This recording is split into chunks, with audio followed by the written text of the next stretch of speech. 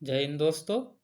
हमारे रोजगार with Prashant YouTube channel में आप सभी का स्वागत है। दोस्तों, कल की क्लास में हमने क्रिया का टॉपिक शुरू किया था। आइए हम अपना टॉपिक आगे कंटिन्यू करते हैं। टॉपिक शुरू करने से पहले मोटिवेशन देखते हैं। मोटिवेशन क्या है? सफल होने के 3 नियम हैं। पहला, खुद से वादा। दूसरा, मेहनत ज़्यादा।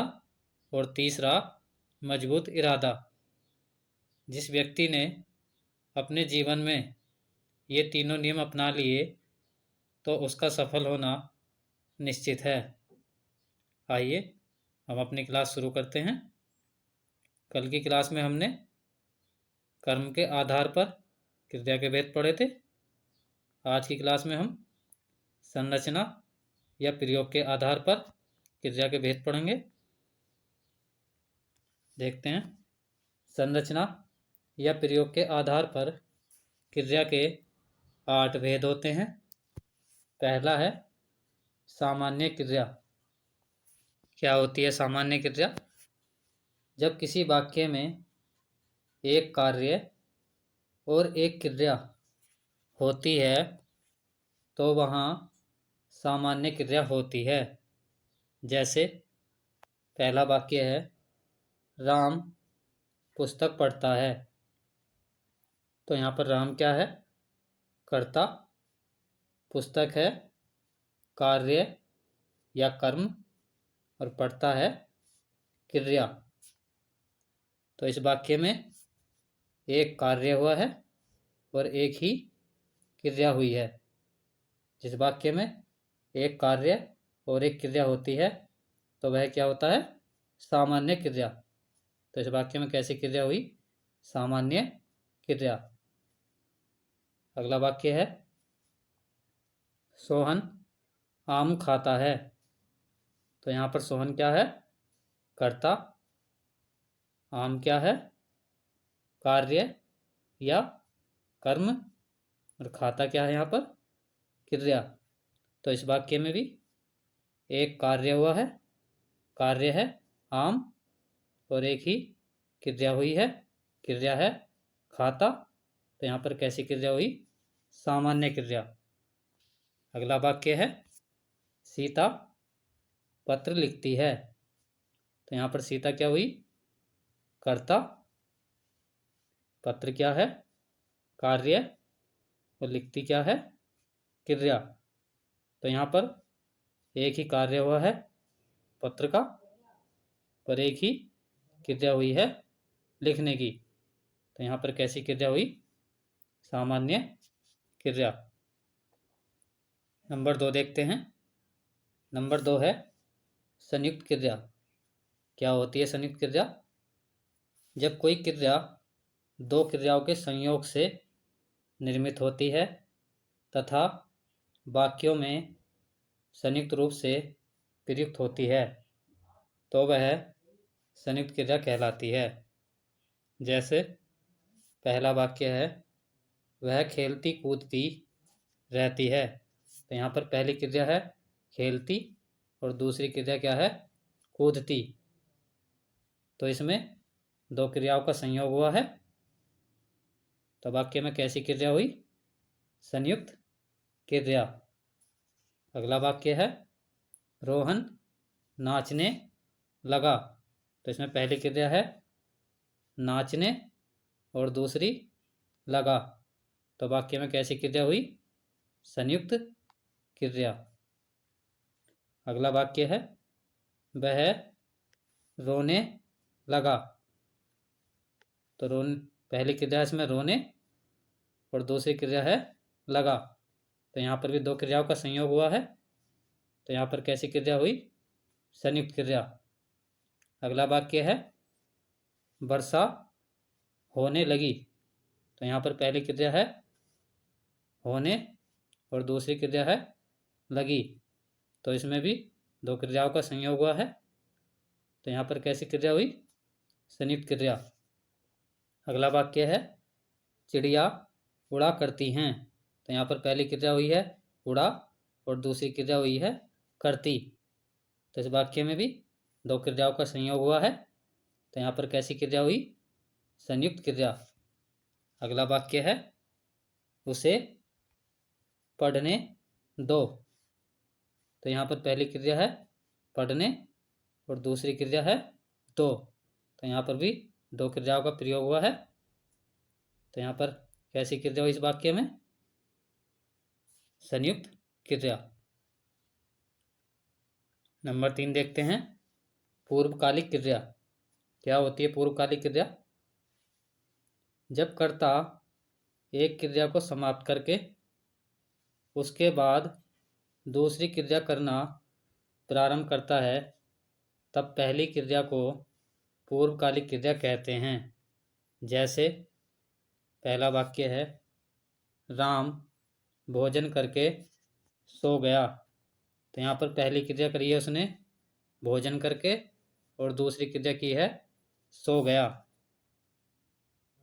तो इसमें पहली क्रिया क्या कहलाएगी? पूर्वकालिक क्रिया। पहली क्रिया क्या है? भोजन करके।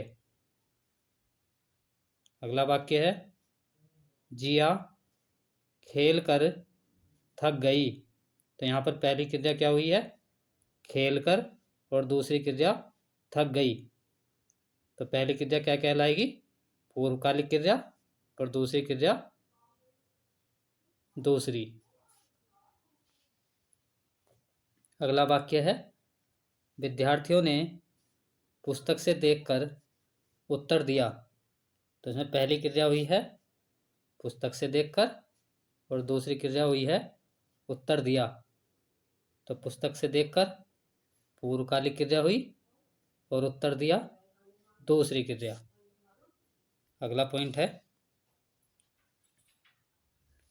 जब कर्ता एक क्रिया को समाप्त करने के तुरंत बाद दूसरी क्रिया में लग जाता है, तब पहली क्रिया को तात्कालिक क्रिया कहते हैं।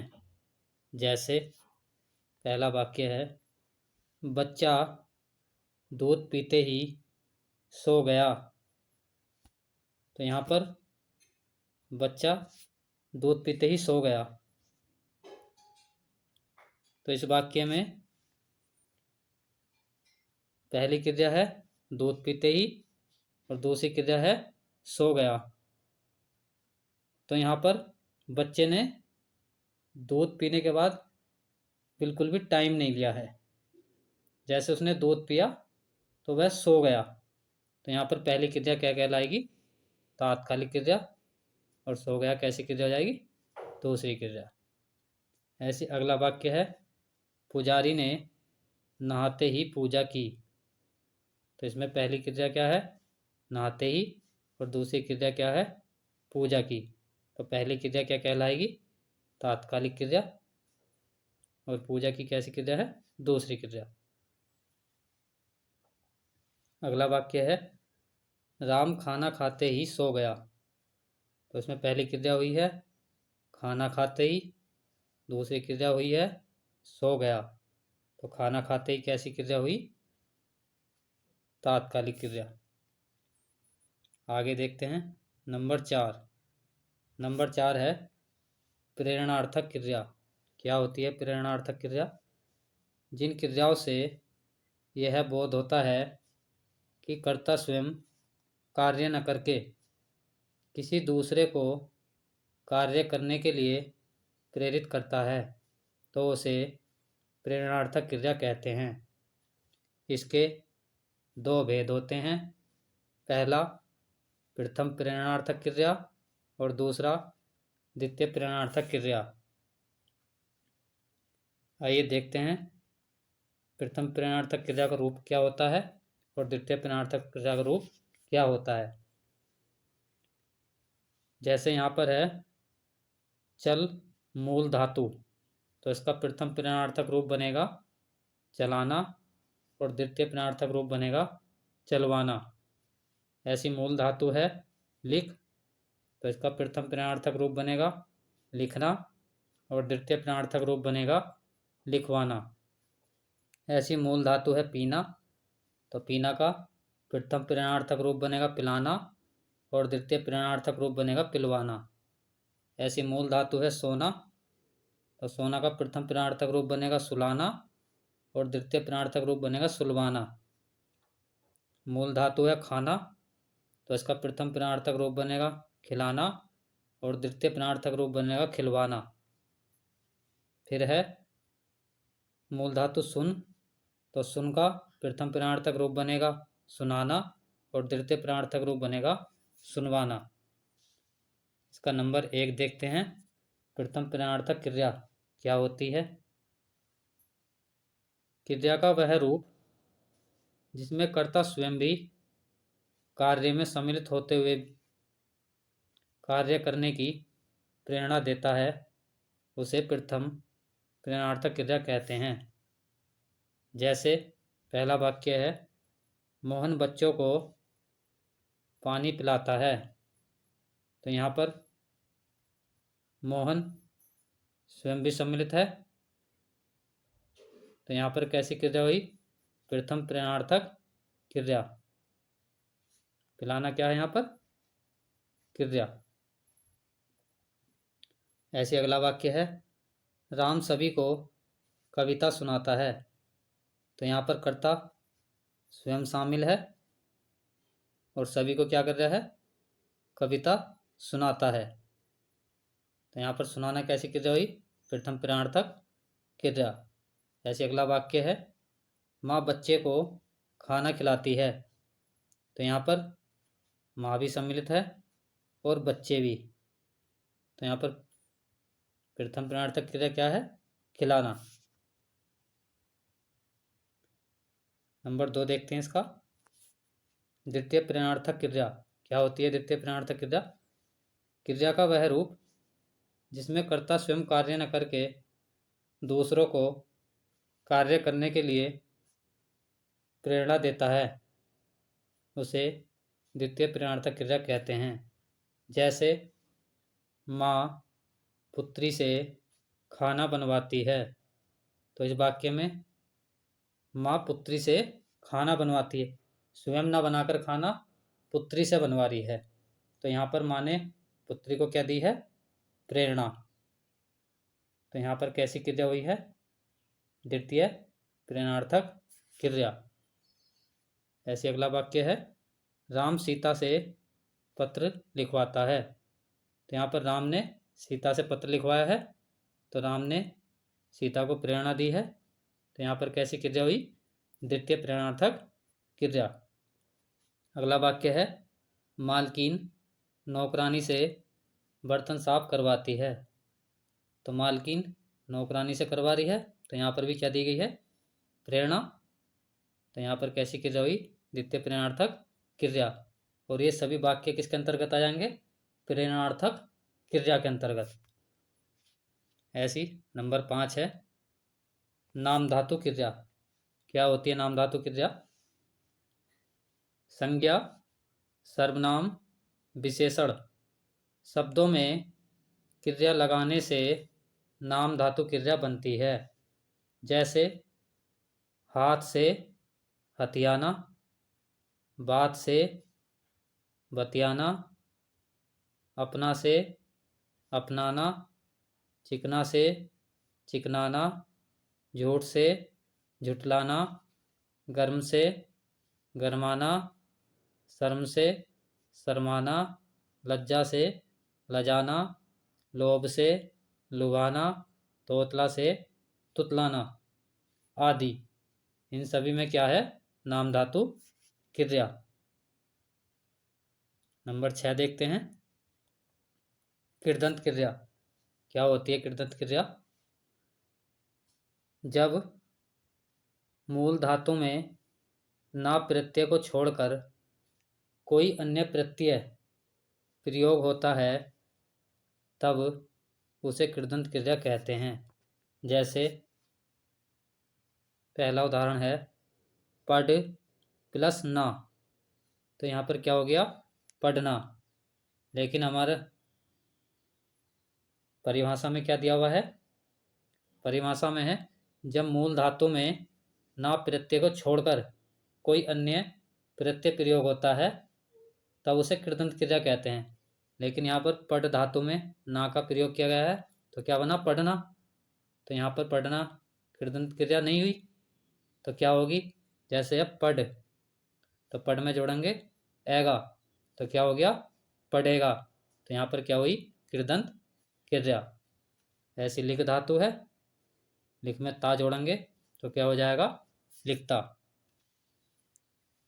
ऐसी आगे है चल धातु, चल में कर जोड़ेंगे तो हो जाएगा चल कर। फिर है दौड़, दौड़ में एगा जोड़ेंगे तो क्या हो जाएगा? दौड़ेगा। फिर लिख है, लिख में कर प्रत्यय जोड़ेंगे तो हो जाएगा लिख कर।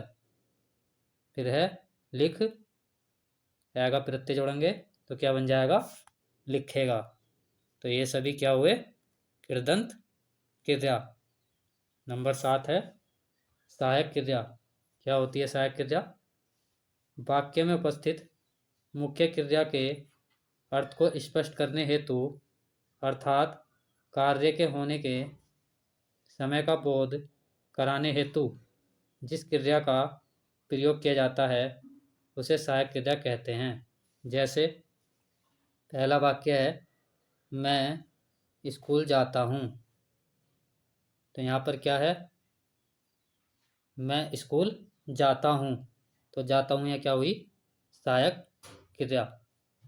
जैसे अगला वाक्य है वे खेल रहे थे, तो यहाँ पर खेल रहे थे, तो मुख्य क्रिया का अर्थ स्पष्ट कर रहे हैं रहे थे, तो रहे थे क्या हुई? यहाँ पर सहायक क्रिया।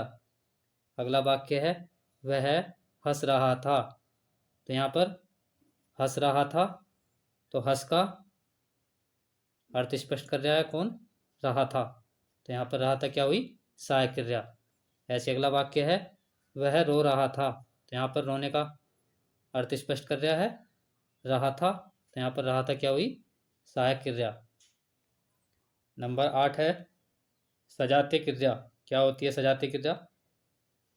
वे क्रियाएं जिनका कर्म भी उसी धातु से मिलकर बना होता है जिस धातु से क्रिया बनती है, अर्थात जिन वाक्यों में क्रिया और कर्म दोनों एक ही जाति के होते हैं सजातीय क्रिया कहलाती है। जैसे पहला वाक्य है राम खाना खाता है, तो यहाँ पर खाना है कर्म और खाता है क्रिया, और दोनों खा धातु से मिले हैं, तो यहाँ पर कैसी क्रिया हुई? ये सजातीय क्रिया। अगला वाक्य है भारत ने लड़ाई लड़ी, तो यहाँ पर लड़ाई है कर्म और लड़ी है क्रिया, तो दोनों लड़ धातु से बने हैं, तो यहाँ पर भी कैसी क्रिया हुई? सजातीय क्रिया। ऐसी अगला वाक्य है उसने अच्छा खेल खेला, तो यहाँ पर खेल है कर्म और खेला क्रिया, दोनों खेल धातु से बनी है, तो यहाँ पर क्या हुई है? सजातीय क्रिया। आगे एक है अनुकरणात्मक क्रिया। क्या होती है अनुकरणात्मक क्रिया? अनुकरणात्मक ध्वनियों से बनी क्रियाएं अनुकरणात्मक क्रियाएं कहलाती हैं। जैसे टन टन, तो क्या बना? टन टनाना। फिर है थप थप, तो क्या बना? थप थपाना। फिर है टिन टिन, तो क्या बना? टिन टिनाना। फिर है खट खट, तो क्या बना? खट खटाना। फिर है भिन भिन, तो क्या बना? भिन भिनाना आदि। ये सभी क्या हुई? अनुकरणात्मक क्रिया। दोस्तों हमारा क्रिया का टॉपिक आज समाप्त हो गया है। यदि हमारी क्लास आपको अच्छी लगी हो तो क्लास को लाइक, शेयर और कमेंट करके ज़रूर बताएं। धन्यवाद।